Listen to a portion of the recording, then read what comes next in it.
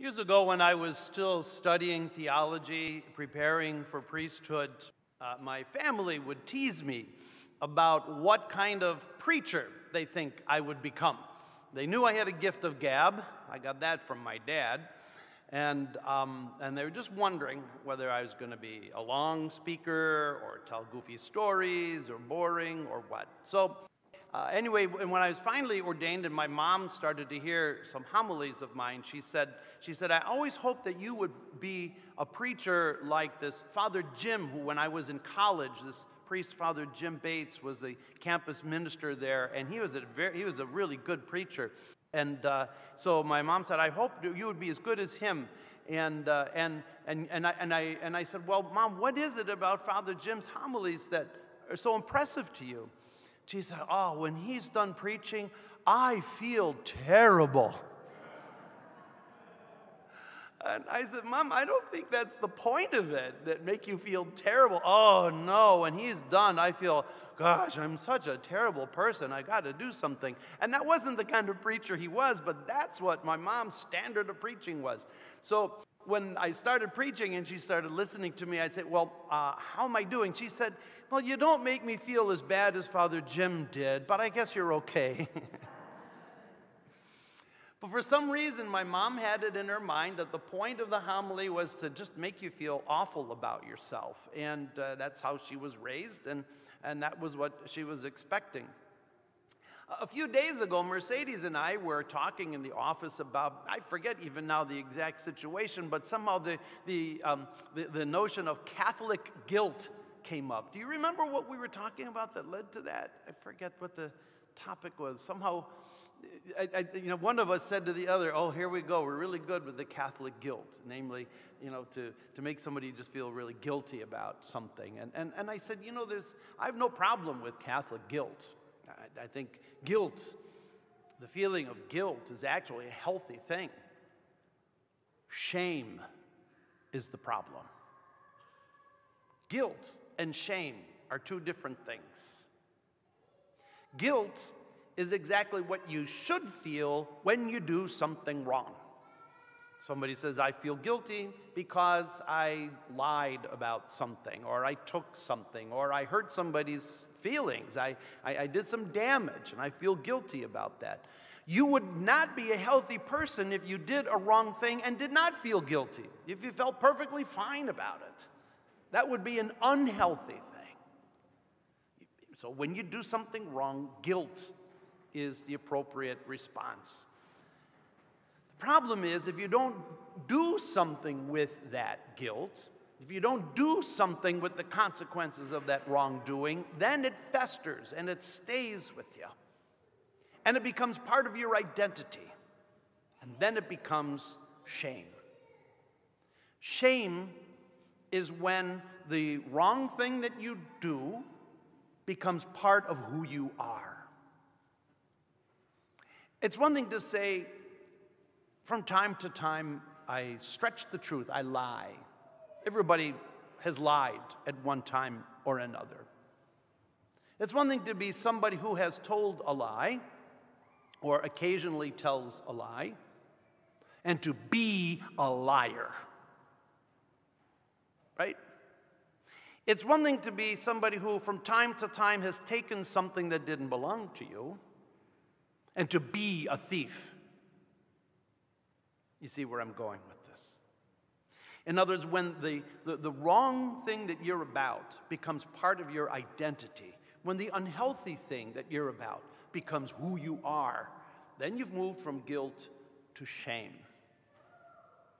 This is the dynamic that's going on with the leper in the gospel story today. We hear in the Old Testament, from the book of Leviticus, some very clear rules about how to deal with people who have leprosy or some other disease, because there could be other skin diseases that people treated as if they were lepers. You notice the list that Mercedes read, very beautifully. It's any kind of skin problems that might be leprosy. We're going to treat you the same way and cast you out of the community. And in the time of the Old Testament and the time of Jesus, indeed, until about 200 years ago, people didn't know that there was such a thing as germs and bacteria and viruses and cells. They didn't know that kind of stuff. And so in order to kind of protect themselves from these people who had these skin diseases, they cast them aside. They shut them out of the community.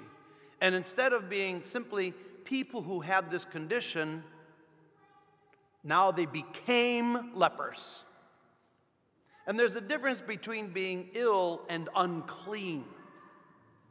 The word unclean is very important in the Old Testament as we lead into the gospel story, because unclean meant not like unclean like, you wash your hands and now your hands are clean.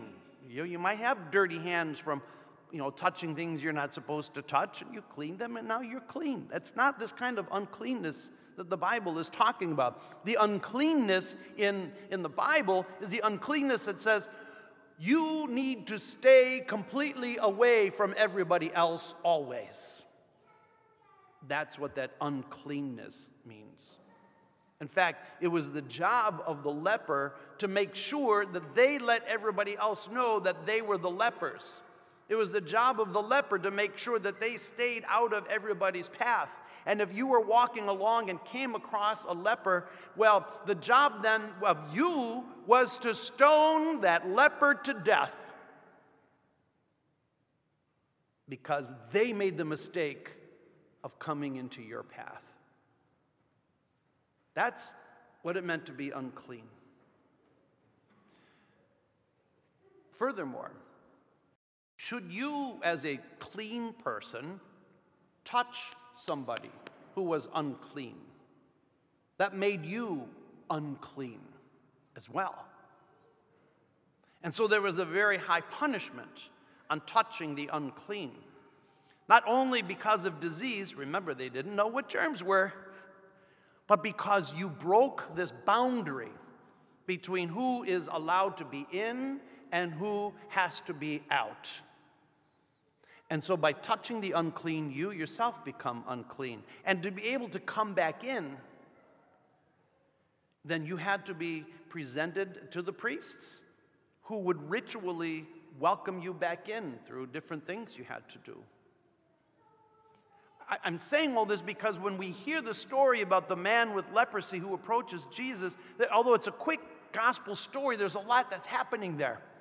First of all, that the man with leprosy even comes to Jesus in the first place is already a violation of the rules of their society. It was his job not to be seen, but he steps out and allows himself to be seen. Jesus does not stone him to death on the spot, nor does anybody else, which means they broke their own religious rules by not stoning him.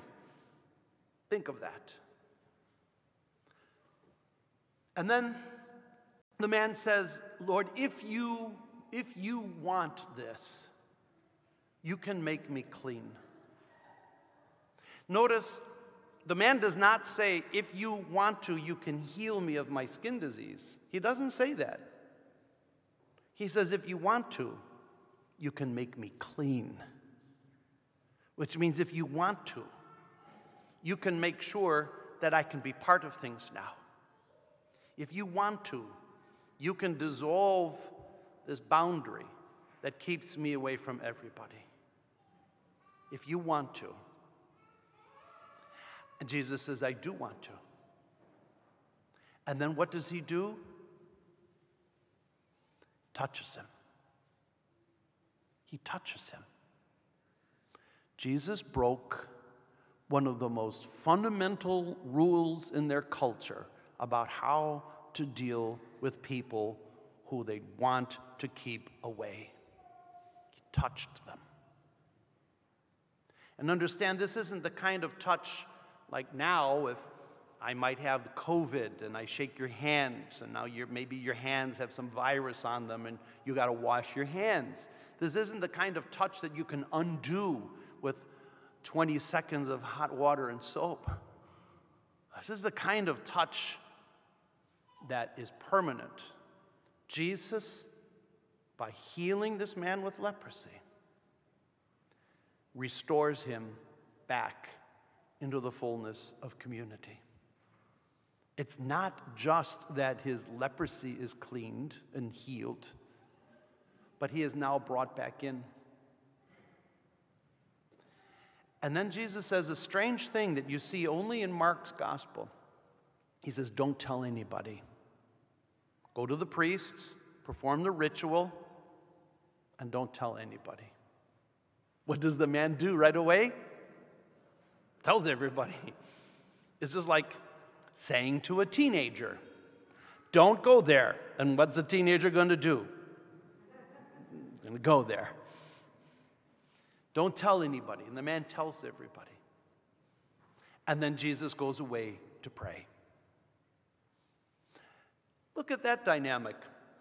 Jesus takes a man who was separated from everybody and brings him back in, and then Jesus, who is in, separates himself to go away and pray. This boundary that Jesus breaks between clean and unclean is a huge challenge to the religious thinking of the people of his time, because they believed that if you were sick and suffering, especially in a really big way, it must have been something you did to deserve it. And if not you, your parents. That's how these things happen, they felt. And so if you had leprosy, ho, ho, ho, what did you do to get that? And if you were born with something, they'd look at your parents and say, well, what did you do that you got a kid who's this? See, the culture of shame was at work in Jesus' time. And Jesus came to eliminate the culture of shame by bringing healing and mercy and welcome.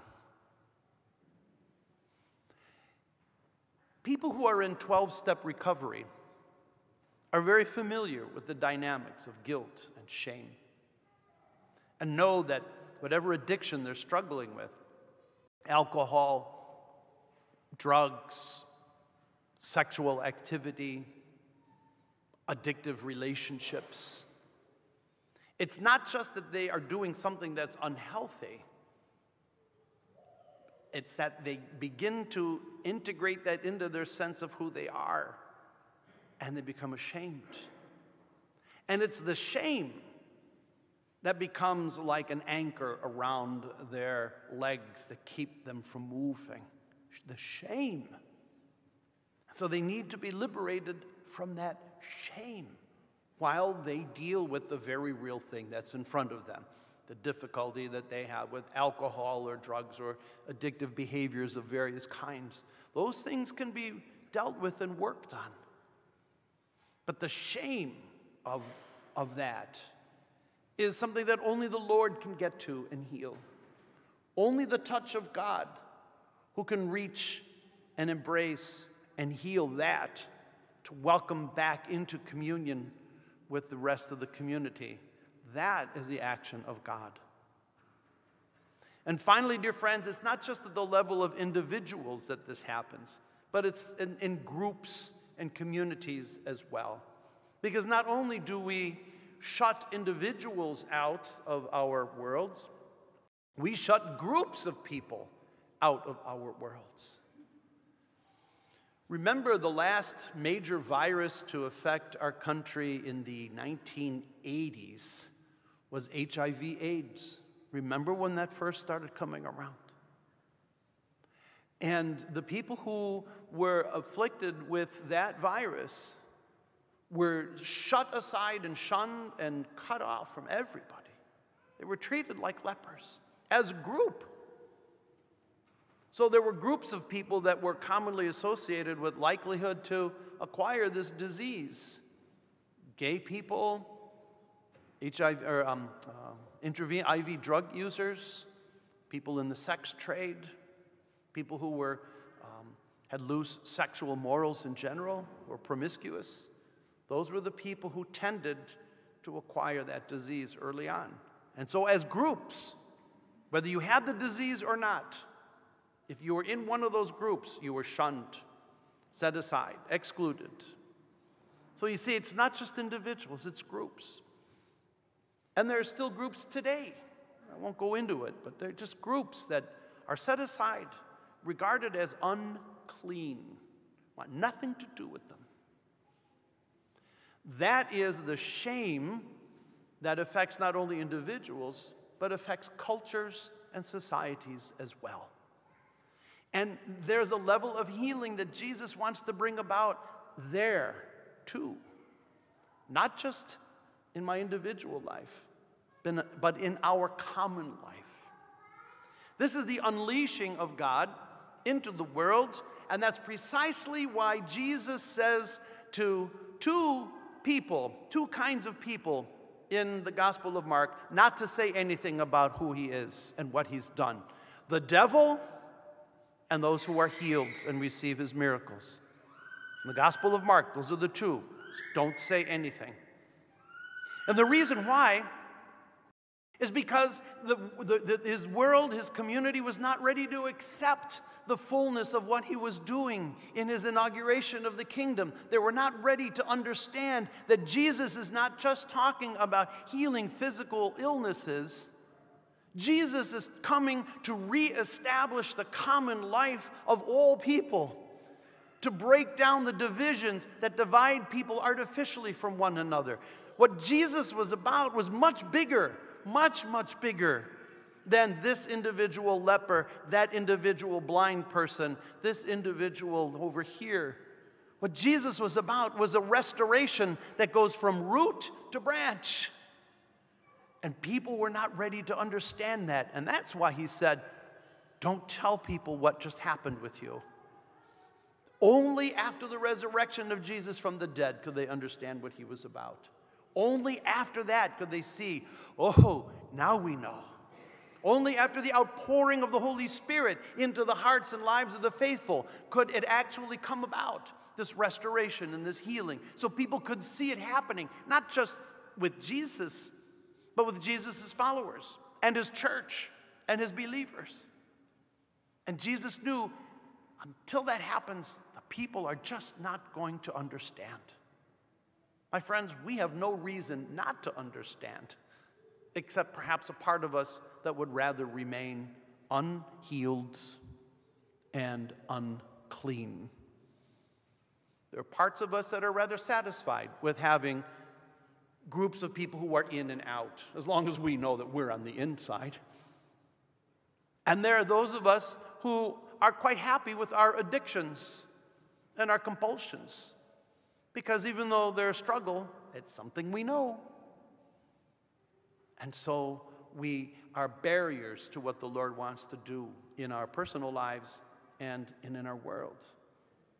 That's why we come here, because we need to hear the stories about what Jesus did so that we know what it is he wants to continue to do. And we come to this table that we can be fed with that very strength, and that we could become more and more not only the individuals that Christ calls us to be, but the culture and the society and the world that God created us to be as well.